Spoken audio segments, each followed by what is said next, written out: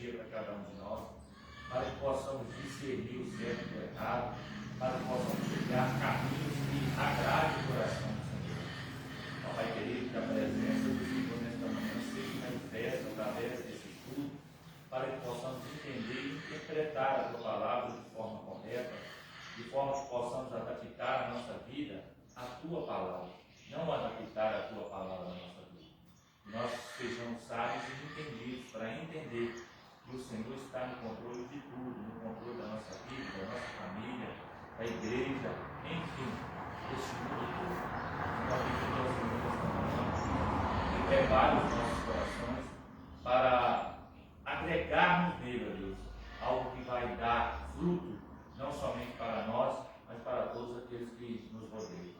Deus, eu quero agradecer ao Senhor também pela vida daqueles que participam da live, tanto no estudo pela manhã, quanto nos demais cultos da noite. Que a presença do Senhor, ó Deus, seja algo real na vida de cada um. Muito obrigado por tudo, Deus, nós te agradecemos nesta manhã, no nome de Jesus Cristo. Amém. Quero justificar aqui, né, que o Deus vai a mensagem, Samuel voltou para o sino muito, os olhos todos coladinhos, né? Eles justificaram que nós estaremos presentes. Amados, vamos ler o textual, né? Quem quer ler para nós aí o textual?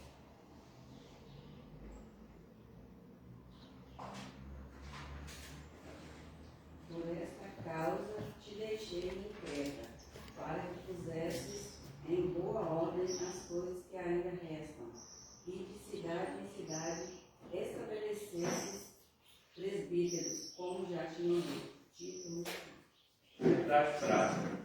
A igreja é um organismo vivo de natureza espiritual e, ao mesmo tempo, uma organização, né? Então, a igreja é um organismo vivo, o que é isso? Né? De natureza espiritual, ou seja, nós fazemos com que outras pessoas cheguem-se a Deus, congreguem-se conosco, né? Tenham mais intimidade com Deus. E ao mesmo tempo é uma organização, né? A igreja, ela é uma organização onde nós temos, por exemplo, trabalhos quartas, sextas, né? Domingos de manhã, domingo à noite, e fora quando nós fazemos uma festividade também, o qual estabelecemos tudo, né? Então, a igreja é isso, também uma organização. Leitura bíblica diária. Segunda-feira, né, Atos 14, 23, uma reunião de ministérios para a consagração do presbítero. Terça, Atos 15, 6, o primeiro concílio para tratar de assuntos doutrinários. Quarta, Romanos 15, 25, 27, o apóstolo Paulo se envolvia em campanhas pela ação social. Quinta, 1 Coríntios 5, do 2 ao 5. Comissão de ética na igreja de Corinto. Sexta, 1 Coríntios 16, do 1 ao 2. Tesouraria para cuidar das finanças. Sábado, Romanos 16, 1 e 2. Carta de recomendação e a secretaria da igreja. Isso aqui nós vamos falar sobre a organização da igreja também. Né? O que uma igreja precisa para ela ser organizada? Né? Quais os padrões de exigência? Por que uma igreja ela tem que ter o conselho de ética? O que é ética? Quem sabe o que é ética? Quem sabe dizer o que é ética? Deixa eu explicar o que é ética. Ética é quando você ouve alguma coisa, né, e não fala na frente. Por exemplo, eu vou usar o evangelista aqui na frente aqui. O evangelista, ele me confia, por exemplo, um assunto particular dele. Eu tenho a ética de ouvir ele falar e guardar para mim, porque ele abriu para mim. Agora, se ele fala para mim, eu chego para a irmã Marlene, falo para ela, falo para o Alisson, falo para o diácono João, falo para o diácono Nelson, para a irmã Etelvina. Ué, onde está a minha ética? Eles vão falar assim, nossa, o pastor é sem ética danado. E ética ela é usada não somente na igreja, não, irmão. Quando Quando a gente faz curso de técnico de enfermagem, de médico, de qualquer tipo, tem a ética lá dentro. Para você saber de uma enfermidade do paciente e não passar para frente. Você saber o que aconteceu com o paciente e não passar para frente. Ah, e dentro do tribunal tem ética? Tem. O diácono João, se ele ouviu alguma coisa lá e passar para fora, o juiz vai chamar ele e vai falar com ele: você quebrou um quadro de ética aqui. Você não dá para ficar no nosso meio, porque você ouve aqui e leva lá para fora. Não é isso, diácono João? Então, todo âmbito tem que ter ética. Pastor, e no casamento tem que ter ética? O que vocês acham? Principalmente. Alguma coisa que acontece com você dentro da sua casa, entre você e sua esposa, você vai sair comentando para fora? Onde está a sua ética? Né? Então, aqui, dentro desse texto de leitura diária, vamos falar sobre a ética, sobre a tesouraria, sobre, né, carta à igreja e a tesouraria. Então, tudo isso envolve a igreja. Ela é uma de natureza espiritual, né, um organismo vivo de natureza espiritual, e ao mesmo tempo é uma organização. E uma igreja, para ser bem organizada, ela tem que estar dentro desses princípios, né? De responsabilidade, de ética, de saber administrar o dinheiro da igreja, né? Administrar a igreja no geral. Então, tudo isso conta para uma boa igreja, né? Isso tudo está lá no livro de Atos, né? Nós vamos ver sobre isso. Leitura bíblica em classe. Tito, né? Capítulo 1, do 1 ao 9. Vai dizer assim, olha: Paulo, servo de Deus e apóstolo de Jesus Cristo, segundo a fé dos eleitos de Deus e o conhecimento da verdade, que é segundo a piedade. Próximo. Nem a esperança da vida eterna, a qual Deus que não pode mentir perante Atos Prometeu. Prometeu. Nos tempos dos séculos. Nós enxergar o folclore. Mas, a seu tempo, manifestou a sua palavra pela pregação e nos foi confiado, segundo o pensamento de Deus, nosso Salvador. A Tito, meu verdadeiro filho, segundo a fé comum, graça, misericórdia e paz da parte de Deus Pai e da do Senhor Jesus Cristo, nosso Salvador. Por essa causa, deixei para que pusesse em boas ordens as coisas que ainda restam, e de cidade em cidade estabelecesse presbíteros, como já te mandei. Aquele que foi irrepreensível, marido de uma mulher que tenha filhos fiéis, que não possam ser acusados de dissolução nem são desobedientes. Porque convém que o bispo seja irrepreensível como despenseiro da casa de Deus, não soberbo, nem iracundo, nem dado ao vinho, nem espancador, nem cobiçoso de torpe ganância. Mas dado à hospitalidade, amigos do bem, moderado, justo, santo, temperante. Retendo firme a fiel palavra, que é conforme a doutrina, para que seja poderoso, tanto para demonstrar como a sã doutrina, como para convencer os contradizentes. O presbítero aqui, né, era também um ministério pastoral. Né? O presbítero ele se enquadra dentro do ministério pastoral. E quais que são as características? Quais são as características que Paulo deixa para que Tito, né, ele observa para preparar o presbítero? A primeira característica, ele vai dizer, olha,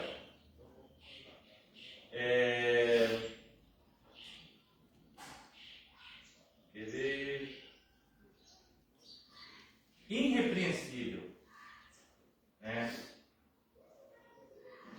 Irrepreensível, o que é isso? O que vocês entendem da palavra irrepreensível?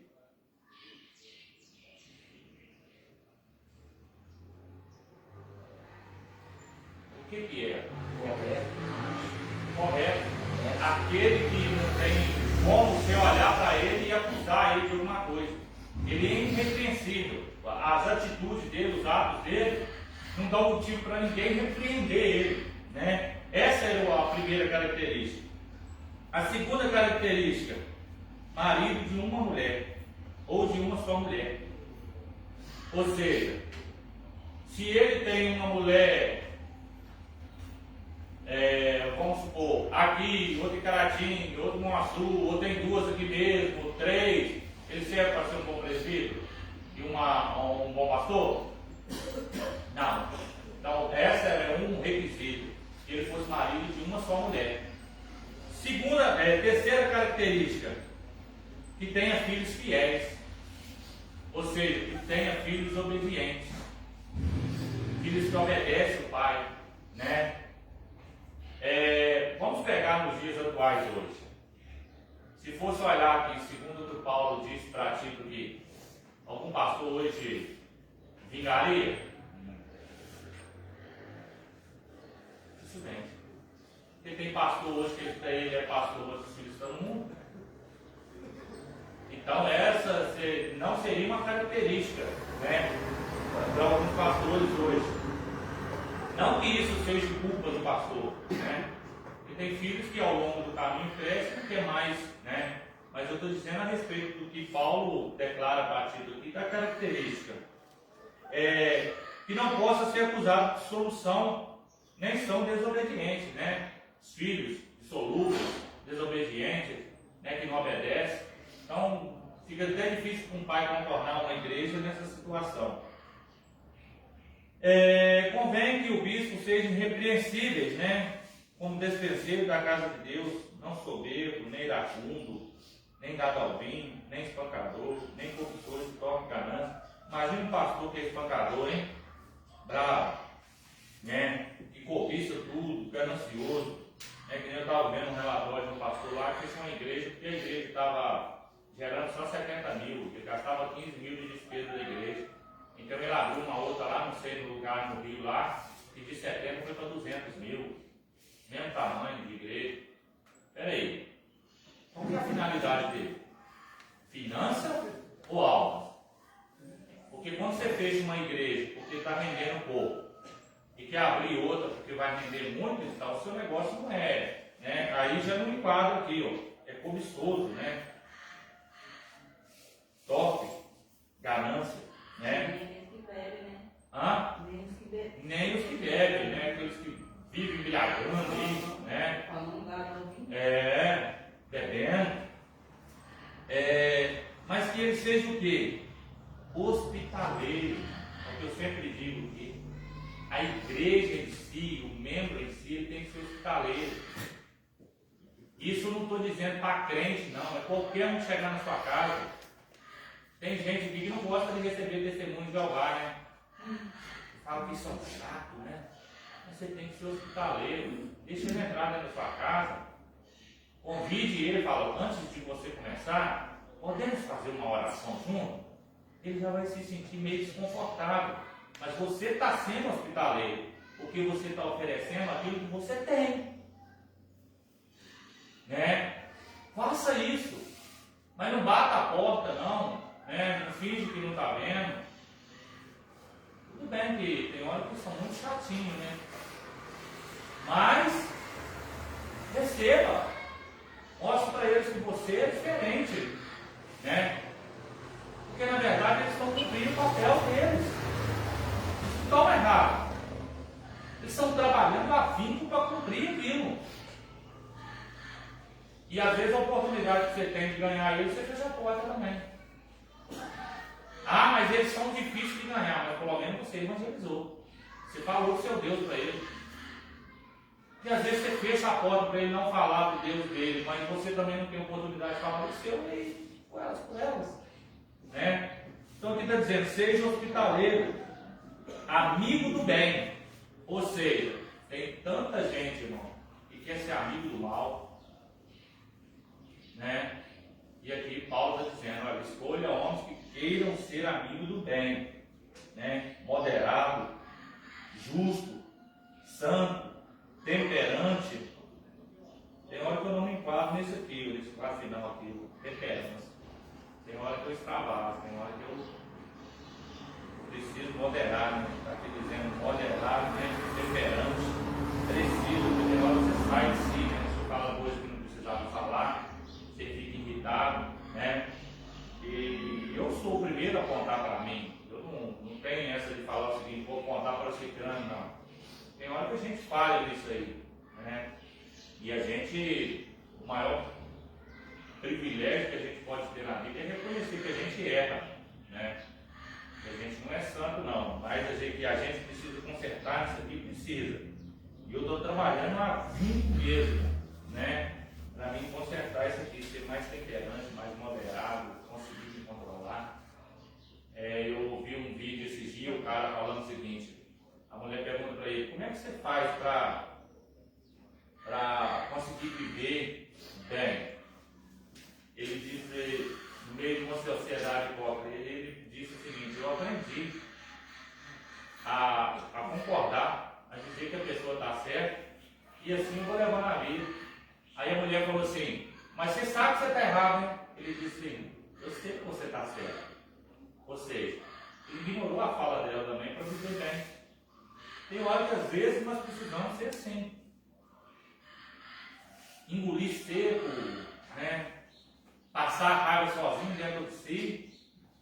Porque tem hora que às vezes você até está certo, mas você vai falar com a pessoa puxa que a outra pessoa está certa. Aí você vai só irritando, quando você acha que você já saiu de si.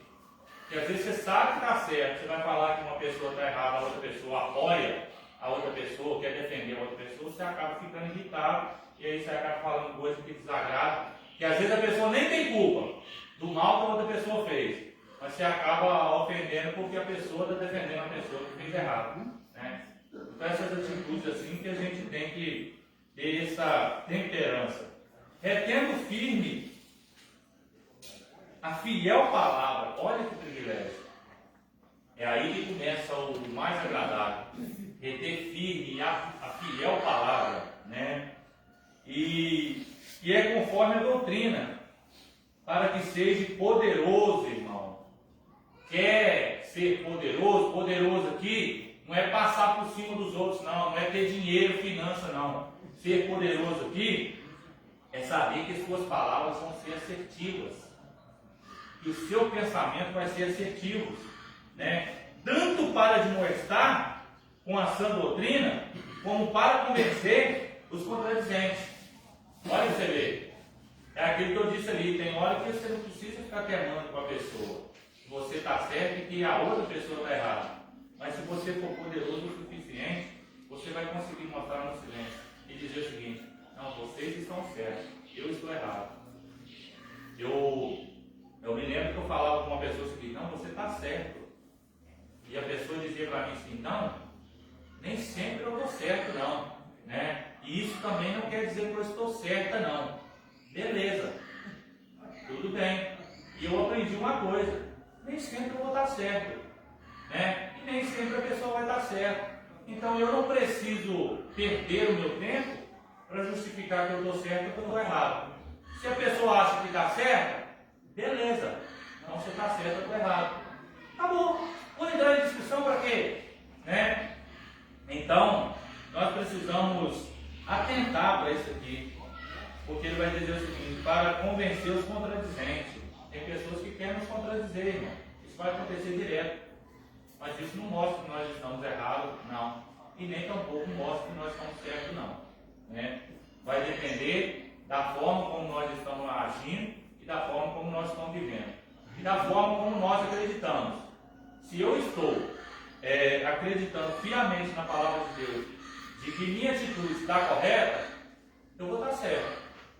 A pessoa pode até falar, você está errado. Eu vou dizer, tudo bem, você está certo, esse é um pensamento seu. Né? E nem eu entrei numa discussão, claro que uma discussão calorosa que eu falo, é porque eu concordava com um ponto de vista e a outra pessoa não. Mas não era discussão de, cara, não era aquela discussão que um acreditava que ninguém casa por amor. Ninguém casa por amor. Casa apaixonado. Depois que o amor vai crescendo, eu disse, não é bem assim. Eu acredito que a pessoa casa por amor. Existe a paixão? Existe. Nos primeiros tempos de namoro, né, antes de você casar, você vai compreendendo. E aquilo, a pessoa falou assim, esse é um ponto de vista que eu vejo e que eu aprendi com o Cláudio Duarte. Eu disse o seguinte, olha, cuidado. O Cláudio Duarte tem coisa que ele fala que é assertivo, mas depois ele fala que não é assertivo, porque nós somos humanos, né? Então ficou nesse impasse. Mas eu acredito piamente que eu tenho que concordar com o ponto de vista de algumas pessoas. Você acha que você está certo? Beleza. Então fica com o seu ponto de vista. A conta vai chegar para todos nós? Vai. Se eu estou certo, eu tenho meu bilhete pago, eu vou entrar. Mas e se eu estiver errado?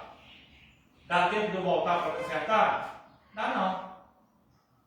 Então, se uma coisa que eu vejo que não vai me levar para o inferno, e eu consigo contornar, beleza. Mas se é uma coisa que vai me levar para o inferno, não adianta tentar contornar, que não vai ter jeito. Né? Então, todas essas são as características para formar uma igreja bem organizada. Saber estruturar tudo isso aí vai fazer com que a igreja seja uma igreja madura, com pastores maduros, com obreiros maduros. Né? Então, nós precisamos entender. Tem certas coisas que é o meu ponto de vista. E eu costumo até dizer isso aqui. Axiologia. O que é axiologia? É aquilo que eu acho. E bibliologia? É aquilo que a Bíblia me ensina. Angiologia é o estudo dos anjos. Bibliologia é o estudo da Bíblia. Né? Demoniologia é o estudo sobre demônios. Então tudo tem estudo. E se eu quero me aprofundar em determinada coisa, o que eu tenho que fazer? Estudar sobre determinadas coisas. E a igreja organizada, ela estuda o quê? A Bíblia, comportamentos, né? Porque eu como um líder espiritual, você como um membro que aprende isso, você vai ver o comportamento de algumas pessoas. Conseguir entender que às vezes a pessoa não está bem. Conseguir entender que às vezes a pessoa está preocupada. Então isso tudo faz parte de uma boa igreja. É o que eu costumo dizer. A igreja, irmão, quando ela é uma igreja muito grande, o pastor consegue observar isso tudo? É errado ter uma igreja muito grande? Não. Desde que prepara uma igreja, vamos supor, uma igreja com 300 membros. Eu pego e faço o seguinte, eu não consigo acompanhar 300 membros. Mas eu tenho o evangelista e tenho o diácono João, tenho o diácono Milton, a diaconisa Marlene, o diácono Nelson, a diaconisa Sônia, e eles são bons cooperadores. Foi igual aconteceu com Moisés. Isso. Divide esses cargos, senão você acaba. Isso aí. Eles são bons observadores. O que eu vou fazer? O diácono João, evangelista aí, diaconisa Marlene, diácono Nelson, diácono Milton, diaconisa Sônia, me ajude a observar na igreja. Você vai observar determinado quadro de pessoas, você determinado quadro de pessoas, e observa para mim e me ajude. Se houver alguma falha aqui, chega a mim para nós enquadrarmos e consertarmos antes que aconteça. E isso que é uma boa igreja organizada. Agora uma igreja com 300, 500, 1000 membros, onde o pastor diz, eu sou pastor aqui, eu que observo tudo, vai deixar a desejar. É onde que vai acontecer adultério, prostituição, fornicação. Dentro de igreja pequena já acontece isso, imagina uma igreja grande. Aí depois o pastor está sendo escandalizado lá fora. Ah, mas não sabia disso. Eu não sabia mesmo, não. Você tem tantos membros que você não consegue observar, porque nós somos limitados, sim ou não? Somos limitados, não adianta nós querer falar que consegue abraçar o mundo todo. Né? E nem a igreja, nós tínhamos uma igreja aqui, que ela tinha igreja aqui, igreja de Pocrane, Água Doce do Norte, Patinga, Valadares. Hoje, se você for olhar, você achou em todos os lugares. O que permanece ainda é aonde? Água Doce do Norte. Né? Por quê? A gente não consegue abraçar tudo. A gente não consegue dar suporte em tudo. Eu me lembro uma vez que o evangelista chegou para mim, nós estávamos pensando, né, a respeito desse que havia um ponto de congregação lá em Mutum, eu acho que o evangelista lembra disso. Aí nós conversando, olha, eu acho que nós não podemos expandir, porque eu não quero pegar um líder e colocar lá para ele passar necessidade, dificuldade, que nem eu passei em Água Doce do Norte. A gente tem que entender isso. Vou pegar aqui, evangelista, eu vou pegar o senhor, vou pôr o senhor lá em Mutum, ou Pocrano ou Taparu. Eu vou conseguir dar suporte para ele lá, financeiramente, com a cesta básica, pagar o aluguel da igreja, tudo para manter ele lá? Se eu consigo, beleza, eu vou abrir. Agora, se eu não consigo, para que eu vou querer só para pôr o nome lá? Aí eu tenho uma igreja lá com tantos membros, mas como é que está o pastor lá? Passando dificuldade, não paga o aluguel da igreja porque não tem condição, está com a luz cortada, está com o filho doente. Aí eu chego aqui, rasgo o gogó, temos uma igreja boa lá, e o coitadinho na sua frente. É justo isso? Então uma igreja ela tem que ser bem organizada, bem estruturada. Não é sair abrindo um ponto de igreja aqui e ali para dizer que tem. Estrutura uma igreja, quando ela estiver bem estruturada, tem suporte, agora vamos abrir um ponto de apoio. O que é ponto de apoio? Aonde eu vou conseguir estar lá uma vez por semana, ou de 15 em 15 dias, dando suporte, até a igreja conseguir manter ela. E isso que significa uma igreja bem organizada e bem estruturada. Né? Vamos lá para a introdução? A Bíblia apresenta a igreja como corpo espiritual de Cristo, um organismo vivo com suas reuniões em torno do Senhor Jesus e suas ordenanças. Por outro lado, é também uma organização, congregação ou assembleia, com sua forma de governo. A presente lição pretende mostrar a natureza organizacional da igreja. Ludmila, lê para mim aí o primeiro, Tito e as igrejas na ilha de Creta. O apóstolo De pé. escreveu a Tito, estando ele em Nicópolis, na costa oeste da Grécia, ou mais provavelmente a caminho dessa região. Pois ele afirma: deliberei invernar ali, e não aqui. Como as epístolas de Timóteo, a de Tito traz importantes diretrizes para os pastores em todos os lugares e épocas. Tito é chamado de verdadeiro filho do apóstolo Paulo, expressão que o apóstolo também usa para Timóteo. Tito era grego, convertido provavelmente em Antioquia. Seu nome não é mencionado em Atos dos Apóstolos, mas aparece 9 vezes em 2 Coríntios, 2 em Gálatas, uma em 2 Timóteo e na epístola que lhe foi destinada, que traz o seu nome. Foi companheiro do apóstolo Paulo em suas viagens missionárias e ajudou o apóstolo em Roma e em Nicópolis. Aqui está falando sobre a característica de quem era Tito, né? Da onde ele era e como foi a sua conversão antes de fazer com que ele se tornasse um líder, né? Eu acho que nós poderíamos designar Tito como não como pastor, como missionário. Alguém já ouviu a palavra seguinte? Eu sou pastor missionário? Alguém já ouviu essa palavra? Vocês acham que existe pastor missionário? O que vocês acham? O que vocês acham? O que o senhor acha, evangelista? Na concepção do senhor? Pastoreio leva, faz missão. Vamos ver. Sim. Aí, na minha opinião, falando eu acho, né?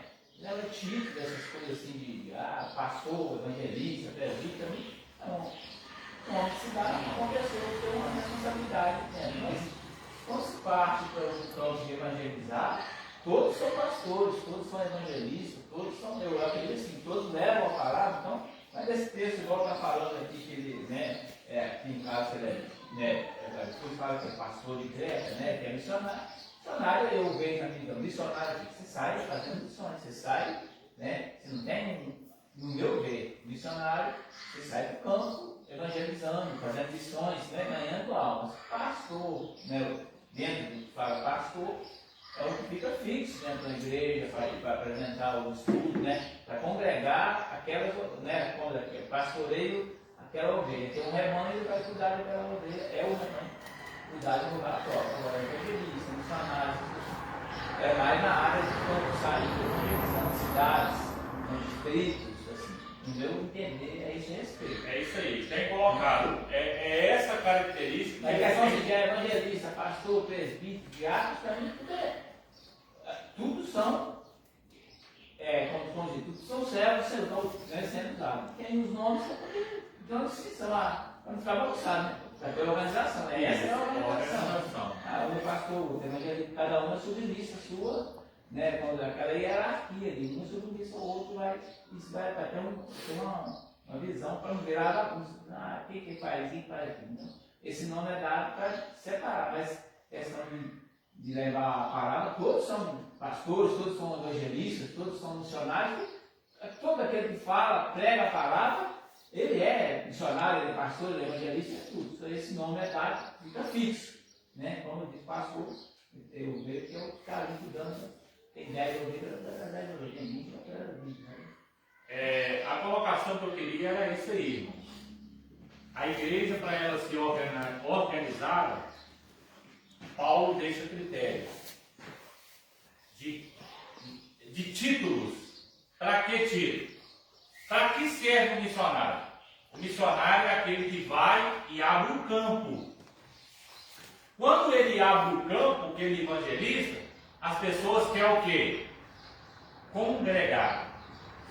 E quando elas vão congregar, o que esse missionário faz? Eu consegui juntar um grupo de pessoas. Agora tem que vir um pastor para pastorear essas ovelhas. E eu vou continuar abrindo o campo. Por isso que esse título, eu sou pastor missionário. Espera aí. Ou você é missionário ou você é pastor. Porque os dois não tem como. Porque o missionário ele abre o campo, o pastor cuida da ovelha. Se você está abrindo o campo e não consegue cuidar das ovelhas, não tem jeito. Você tem que escolher ou um ou outro. O que você quer ser? Quer ser pastor ou você quer ser missionário? Aí eu posso fazer os dois. Não tem como. Eu vejo muita gente falando assim, eu sou pastor. Qual igreja você congrega? Não. Eu fico numa, na outra, abrindo o campo. Espera aí. Pastor é aquele que cuida de ovelha. E a função do diácono e da diaconisa? Qual que é a função deles na igreja? Segundo a Bíblia, servir a igreja. Só que tem alguns diáconos, algumas diaconisas que estão totalmente contrários desse pensamento aí. Qual que é a função do diácono hoje? Servir o pastor. Espera aí. Está errado. É isso que a Bíblia ensina? Que é servir o pastor? Ele tem que servir o quê? A igreja. Quem é a igreja? Não somos nós? Então eu tenho que servir a igreja. Né? Não é um pastor. Eu até sou grato pelos irmãos trazer uma água aqui, para quem está pregando. Isso aí. Mas eu vejo também que eu sou observador. E tem hora que às vezes não é o pastor que está aqui pregando, que a água não vem. Já observei isso. A água não vem. Irmãos, entenda uma coisa, você não está aqui para servir o pastor, você está aqui para servir a igreja. Essa é a função do diácono. Seja quem for que vai pregar aqui, ou que vai cantar aqui, se você viu, está raspando a garganta, o que está dizendo? Está faltando água, vou servir uma aguinha para ele lá. Irmão, como Deus fica feliz com isso? A gente concentra no que o cara está falando e acaba esquecendo. Então a igreja, eu não preciso ser um diácono consagrado para ver que se essa cadeira aqui está assim,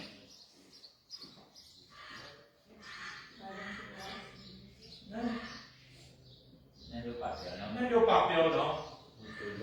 Eu não sou diácono, eu preciso ver, não, eu estou fazendo um trabalho para a igreja. O pastor não precisa me ver, mas essa cadeira tem que ser organizada. Você viu que alguém ali está apertado ali, passando, acontecendo uma coisa. Chegou um visitante, olha como é que é. Chegou um visitante, às vezes ele entra, sai na igreja, acabou. Chegou um visitante, cola nele. Que bom que você veio, rapaz. Muito obrigado pela sua presença. Qual é o seu nome? frequenta alguma igreja? Você pode me passar o seu WhatsApp aí, para depois mandar uma mensagem? Acabou o culto, dá um abraço, despede com alegria, depois passa o contato com o pastor, ou você mesmo manda uma mensagem, que bom que você foi no culto, mas ficou muito feliz. Você acha que a pessoa gosta disso? Gosta. Não sei se é, o que vocês acham? Todos gostam. Nossa mãe, pai, se eu for numa igreja e eu chegar e alguém depois me mandar uma mensagem e falar, nossa, gostei de ver, sei lá, estou apaixonado. Sabe o que me conquistou na igreja? De verdade? Claro que foi Deus. Tempo que não é cantado mais na igreja. E a questão da igreja do Brasil, quando eu converti, tinha essa apresentação na sala de visitantes, foi bem-vindo, e depois entrava um hino. Visitante, seja bem-vindo, sua presença é um prazer. Com Jesus estamos dizendo, essa igreja ama você. Não importa a igreja que tu és, se aos pés do Calvário tu está, se o seu coração é igual ao meu, dai as mãos e meu irmão será. A igreja saía apertando a mão um do outro, irmão. Saía apertando a mão um do outro, dando um abraço. Aqui eu falei o seguinte, é o lugar que eu queria, tá? Porque lá fora ninguém me abraça, ninguém aperta a minha mão. Aqui eu apaixonei, irmão. Agora você imagina quando a pessoa entra na igreja e você recepciona ele assim. Que nem eu já ouvi falar. Nossa, sua igreja é muito receptiva. Nós não podemos perder essa essência. Pode falar. Uma vez essa semana eu falei com um irmão, aí ele falou comigo, ele passou, cumprimentei eu, assim, aí eu disse, tudo bem? Assim, não fala né? Tá bem, né?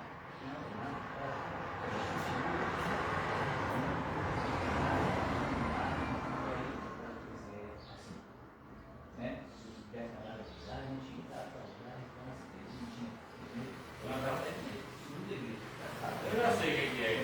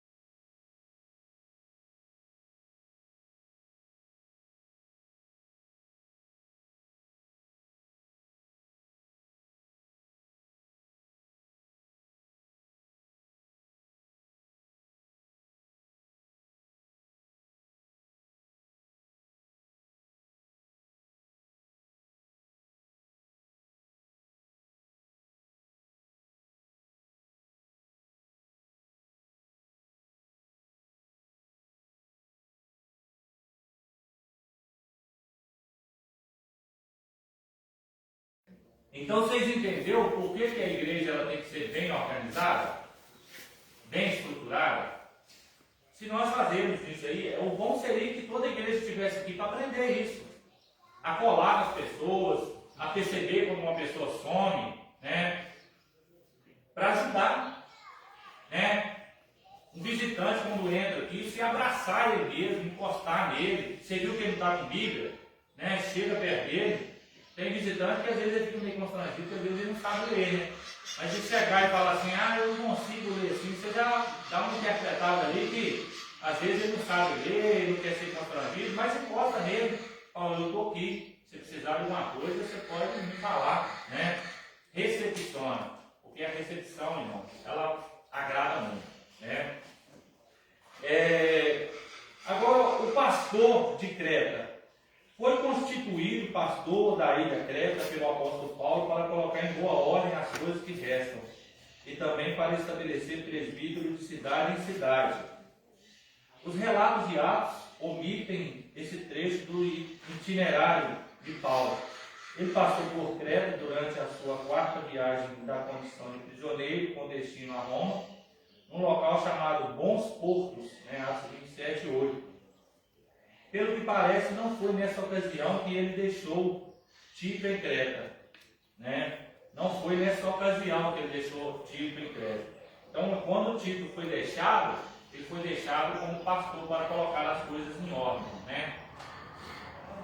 Como aconteceu comigo lá em Água Doce do Norte. Quando eu fui para lá, eu fiquei um tempo lá somente para colocar as coisas em ordem.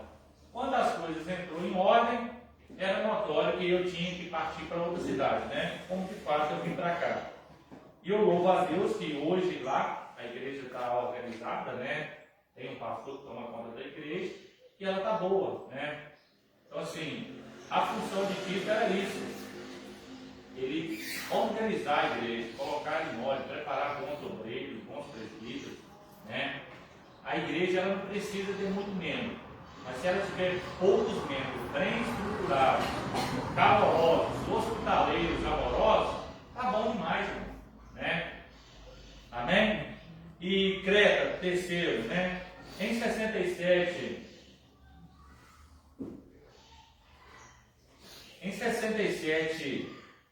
a.C., Roma anexou a ilha de Creta ao seu império, unindo a Cirene, no norte da África.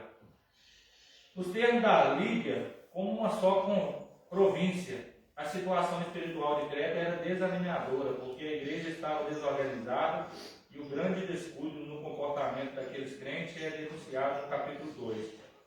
Parece que o relaxamento espiritual era consequência de um desleixo natural, que era característica dos crentezes. Outro problema ali era que havia judaizantes rebeldes, mercenários e provocadores de divisão. Irmão, isso estava acabando com a igreja. E eles estavam desleixados espiritualmente. Vamos dizer, ia na igreja quando queria,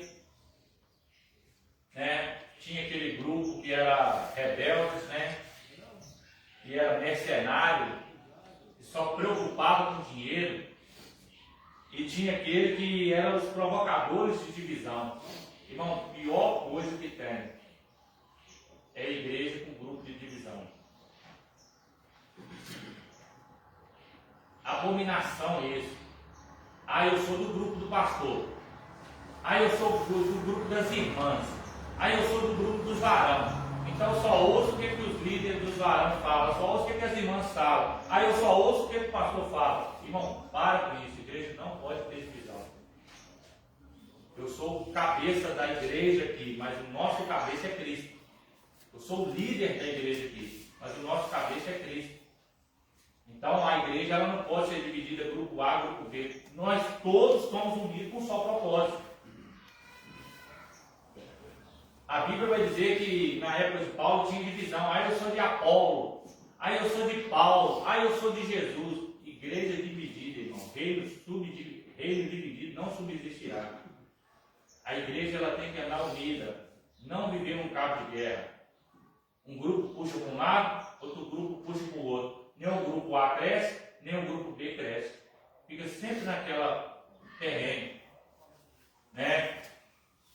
Então a igreja ela tem que aqui, não pode ter esse grupo aqui, de rebeldes, de mercenários, de provocadores de divisão. Não. Eu gosto das coisas às claras. Se você tem alguma coisa para falar contra a minha pessoa, pode chegar e falar. Às vezes eu vou ficar irritado, não vou concordar, mas que bom que você chegou e falou comigo. Do que você ficar arrumando grupinho. Não que isso aconteça aqui, irmão. Estou mostrando aqui o exemplo que pode ter na igreja. Graças a Deus, Deus nunca permitiu que isso acontecesse. Quando permite que acontece, vaza rapidinho. Eu acho que Deus tem cuidado muito de nós com isso aí. Porque se acontece isso, acaba com a igreja. Começam a descer o porrete na igreja. E graças a Deus, irmãos, eu louvo a Deus. A nossa igreja, durante 7 anos que ela está aqui, eu não vejo ninguém falar de características ruins dela, não. 8, Não vejo ninguém falar características ruins dela, não. que tem irmão assim, que tem irmão assado. Tem algum rebelde que saiu daqui e preferiu o pecado que fala de nós, mas nós sabemos que é porque é escolha deles mesmo, né? Então isso aí não... Aí fala entre eles lá também, que bom. Mas, quanto à nossa característica aqui, claro que a gente tem falha. Eu tenho falha, o evangelista tem falha, o Jacques tem falha, todos nós temos falha. Mas falha para escandalizar a obra de Deus, graças a Deus, não. Quem errou e saiu, está para lá, ninguém vai falar, era da sua igreja lá. Ainda bem que você falou, era. Preferiu escolher a vida de pecado e saiu, né? Então é uma escolha do ser humano. Todo mundo tem direito de escolher, sim ou não? Se eu quero escolher certo, eu vou seguir a Deus certo. Se eu quero escolher errado, eu vou preferir sair da presença de Deus. É o que eu sempre falo aqui. Se algum dia eu tiver que errar, eu saio da igreja, irmão. Vou ficar enganando a igreja aqui para quê? Melhor viver uma vida de pecado lá fora, hein? Se eu não aguento viver sem droga, para que eu vou ficar aqui na igreja usando droga lá fora? Se eu não aguento ficar sem mulher, para que eu vou ficar dentro da igreja e tendo mulher lá fora? Se eu não aguento viver sem roubar, eu fico na igreja roubando. E roubando a igreja, piorando, né? Saqueando. Então, melhor o quê? Escolheu, hein? Se eu quero viver uma vida de pecado, eu vou viver lá fora, porque eu já sei que eu vou para o inferno mesmo. Que eu já vi gente falando, aí eu sei que eu vou para o inferno mesmo, então deixa eu aproveitar isso mesmo, aproveita, vai para a droga, vai gandaiar, vai para show, vai para tudo quanto é lugar, faça o que der vontade, filho, porque de uma coisa é certa, quando chegar lá, não fala o seguinte, que o erro é do pastor, do membro, não, porque a Bíblia diz que a escolha é nossa, então as consequências também é nossa. Ah, o pastor errou, não existe só uma igreja, o que a Bíblia diz? Né? Ah, fulano errou. Eu vou para o inferno porque fulano errou? Pode falar. O próprio Jesus disse: aquele que por nós não junta, se espalha. Pois é, quem não quer se juntar faz o quê? Espalha. Né? Então a gente tem que ser positivo quanto isso aí. Não causar divisão, não ser mercenário e não ser rebelde, né? E não ter relaxamento espiritual. O que eu costumo dizer, irmão, o que eu costumo dizer é o seguinte: a igreja ela tem que se preparar. Para quê? Para não ter desleixo espiritual. Cuidado com isso. Isso é uma característica que mata o crente. O que é isso, pastor? É aquele negócio: hoje eu não vou na igreja, não. Estão cansados? Tudo bem, irmão, a gente tem que ter uma cansado. Cansaço físico mesmo. Mas tem hora que isso é só uma desculpa, né? Eu estou falando porque eu, pastor Osinaldo, na época eu era evangelista. Eu usava essa desculpa para não ir na escola dominical, para não ir no estudo. Quando eu estava muito entediado na aula, eu não vou na igreja, não. Sabe que eu estou com uma dor de cabeça, pronto. Quem não estava enganando? Estava enganando eu mesmo. Né? Então o desleixo espiritual, irmão, também era uma enfermidade na igreja de Cristo. Então o Tito foi para lá para organizar isso. E às vezes nós precisamos organizar nessa situação aí. Nós mesmos, né? A quem que eu estou enganando quando eu vou na igreja? A quem que eu estou enganando quando eu não oro, quando eu não jejum? Estou enganando quem? Estou enganando a igreja, o pastor, estou enganando Deus ou estou enganando eu mesmo? Né? Então isso aí a gente tem que pôr, a gente tem que pensar. A gente tem que pensar, o que eu estou fazendo com a minha vida espiritual? O pastor é muito chato. Os irmãos é muito chato. Irmão, gente chata tem em qualquer lugar. Vocês lembram que antigamente tinha o tal do pior chato? Vocês já lembram que eles falavam? O tal do pior chato? E o tal do pior é chato mesmo, hein? Pelo amor de Deus. Né? Então todo lugar tem gente chato. Só que às vezes a gente tem que suportar o gente chato, como também o não chato. Né? Então, essas são algumas coisas que era para colocar em ordem. A institucionalidade bíblica da igreja, a instrução paulina, a organização eclesiástica, aqui o apóstolo Paulo institui, Tito não se restringe a uma estruturação ministerial, estabelecer presbítero de cidade em cidade e instruir os líderes durante a sua carreira apostólica. O apóstolo já vinha fazendo, o Novo Testamento revela a origem e o desenvolvimento desse governo. O apóstolo menciona os bispos e diáconos. O contexto da epístola dá a entender que o relaxo e o descuido em que estavam as comunidades cristãs da ilha de Creta era reflexo da cultura da região. Isso está além de um problema meramente ministerial. Tem coisas, irmãos, que está na nossa cultura. Por exemplo, eu tenho pensamento. Eles falam que isso é ansiedade. Esses dias a menina até falou comigo o seguinte: eu quero ver como é que você vai fazer prova com essa ansiedade sua, né? Mas eu entendi uma coisa: o que é a minha cultura? Eu aprendi a ter compromisso com o horário. Se você marcar comigo o seguinte: 1h eu quero você estar lá em casa, pode estar com certeza. E 12h50, 12h40 eu estou encostando na sua casa. Porque a pessoa marca com você 1h, quando é 1h30 ela está chegando, ela vai te deixar ansiosa. Então, assim, ele aqui está falando que era a cultura do pessoal esse desleixo. Só que nós não podemos ser desleixados com a obra de Deus. E hora que o culto começa? E hora que tem gente chegando no culto? 7h40, 7h50, é 8h. Aí ele chega todo poderoso e fala: ah, eu ainda peguei o culto ainda. Não, você está errado, porque você chegou atrasado. O culto começa às 7h30. Então isso é desleixo. Tudo bem, acontece de atrasar, irmão. Claro que acontece. 1h ou outra a gente atrasa. Mas todo dia. Você faz faculdade, né, Ludmila? Você faz faculdade? O que acontece se você chegar atrasado na faculdade? Nada, assim.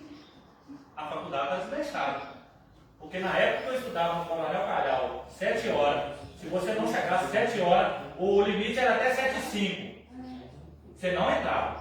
E quando eu estudava, os 100h30 você entrava.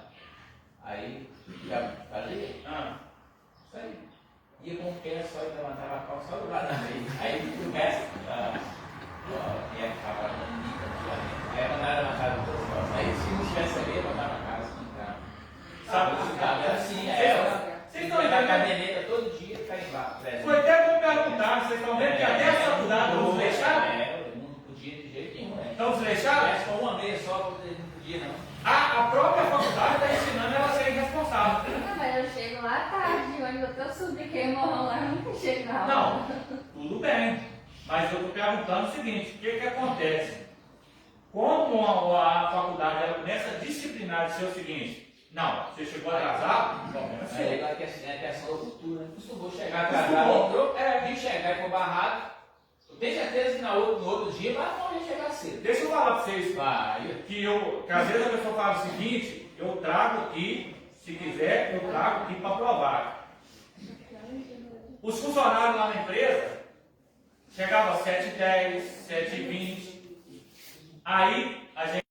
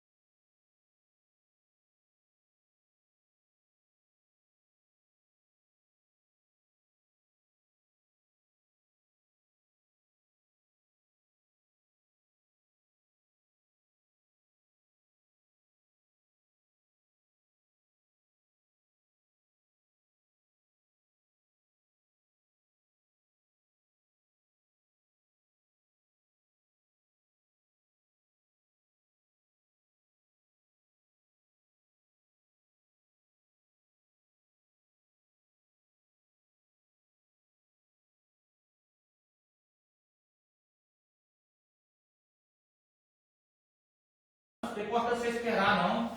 Mas chega antes, mostra, olha, eu cheguei, estou aqui. Quando bate ponto nesses lugares de serviço, e se bater atrasado? É descontado. Já vai descontando. O Enem, eu prestei Enem várias vezes, vários anos. Se você chegar atrasado, fechar o portão, você pode ser dito prefeito da cidade. E você não entra. Você perdeu o Enem naquele ano.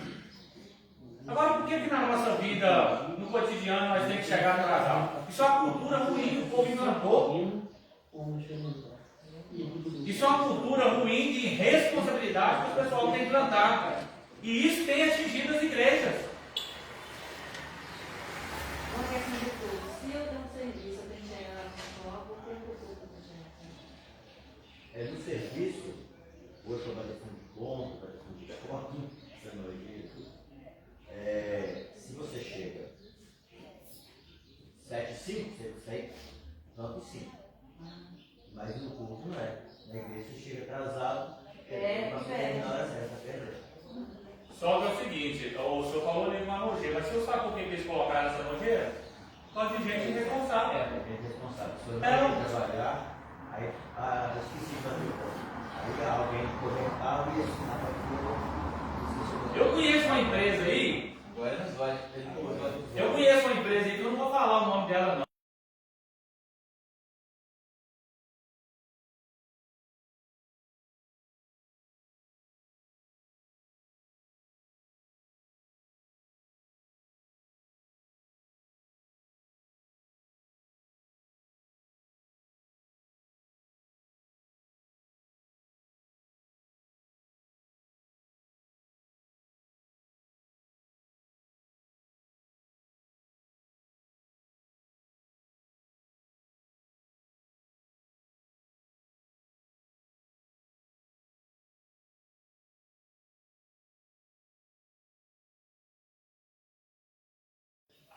Anota aí, aonde nós paramos para continuar depois, ó. A igreja, né, como instituição.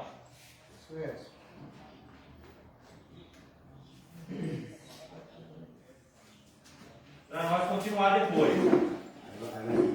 Isso, nós vamos seguir aqui. Eu espero que vocês conseguiram pegar alguma coisa disso aí.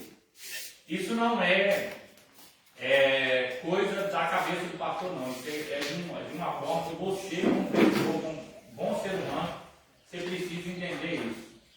Sobre responsabilidade, sobre caráter na igreja, né, sobre ética. Sabe por que eu falava aqui na igreja? As pessoas ficavam bravas comigo e falavam o seguinte, ó, se eu souber que vazou algum assunto daqui relacionado aqui, eu coloco em disciplina, as pessoas vão achar assim, o pastor está pegando pesado, mas ele fala de ética. Um assunto que é tratado conosco aqui, é só nós.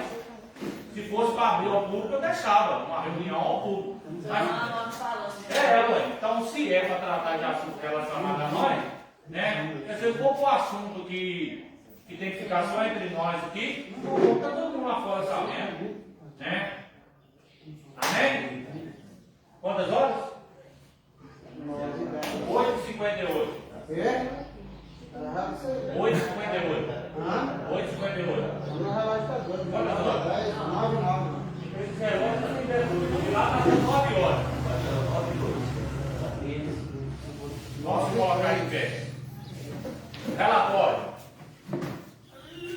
Matriculados 31, presentes 10, ausentes 21, oferta R$8,70. Amém. Evangelista, hora de agradecer, né? Deus Pai Santo, Pai amado, em nome de Jesus, Pai, quero agradecer ao Senhor por mais esse dia de vida que o Senhor nos concedeu essa oportunidade de estarmos na tua casa, na tua presença, nessa manhã, aprendendo mais a tua palavra, aquilo que os teus ensinamentos para as nossas vidas. Eu peço essa manhã e te agradeço por tudo, Senhor, e abençoar aqui os irmãos que aqui compareceram, que eles também não puderam. Que o Senhor possa estar nos abençoando nesse dia, que logo mais à noite nós possamos estar aqui, ó Pai, comemorando, né, e bendizendo o nome do Senhor e agradecendo por tudo e participando também do mandamento do Senhor, da santa ceia do Senhor, ó Pai. Que o Senhor venha nos abençoar os irmãos que não puderem estar aqui, e logo mais eles possam estar para participar desse momento, desse memorial que a igreja, que a palavra nos ensina, Pai. O que eu lhe peço nesse dia e te agradeço em nome de Jesus. Amém. Irmãos, valendo lembrar que à noite, né, culto de Santa Ceia e o nosso café com Deus. Né? Então não fique em casa. À noite, culto de Santa Ceia e café com Deus. Amém? O amor de Deus Pai, a graça do Salvador do Senhor Jesus Cristo, as duas consolações do Espírito Santo, sejam com todos, não só hoje, mas para todos sempre. A igreja comprada com o sangue do Senhor Jesus, diga amém. Então,